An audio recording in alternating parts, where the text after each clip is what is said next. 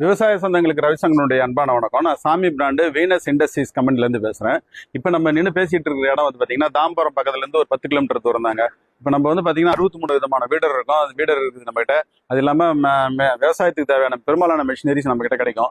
நடந்து ஓடுற வீடர்லாம் உட்காந்து ஓடுற வீடராக மாற்றின்னு இருக்கிறோம். இதுக்கெல்லாம் பேர் அக்ரிகாட்டு இல்லைன்னா பைக் வீடர்னு சொல்லுவோம்.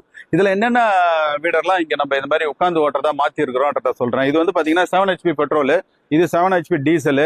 அது வந்து பேக் ரோட்டரி 720 சொல்லிட்டு பேக் ரோட்டரி வீடர் கூட உட்காந்து ஓட்டுறதா மாத்தி இருக்கிறோம். அதுக்கப்புறம் இருக்கிறது வந்து பாத்தீங்கன்னா டீசல் வீடர் 186 135E சொல்லிட்டு ஒரு மாடல், 135ERன்னு சொல்லிட்டு ஒரு மாடல். இது எல்லாமே வந்து உட்காந்து ஓட்டுறதா மாத்தி இருக்கிறோம்.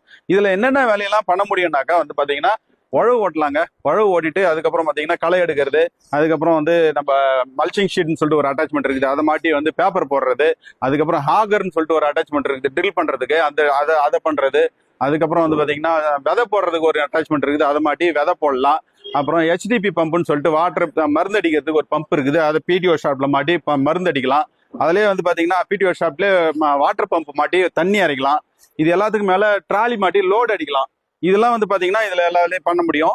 இதுல இந்த 720ல மட்டும் பாத்தீங்கன்னா மருந்து அடிக்கிறதும் வாட்டர் பம்பும் பண்ண முடியாது.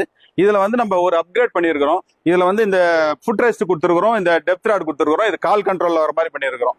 வாழ்க விவசாயம், வாழ்க விவசாயி. நன்றி.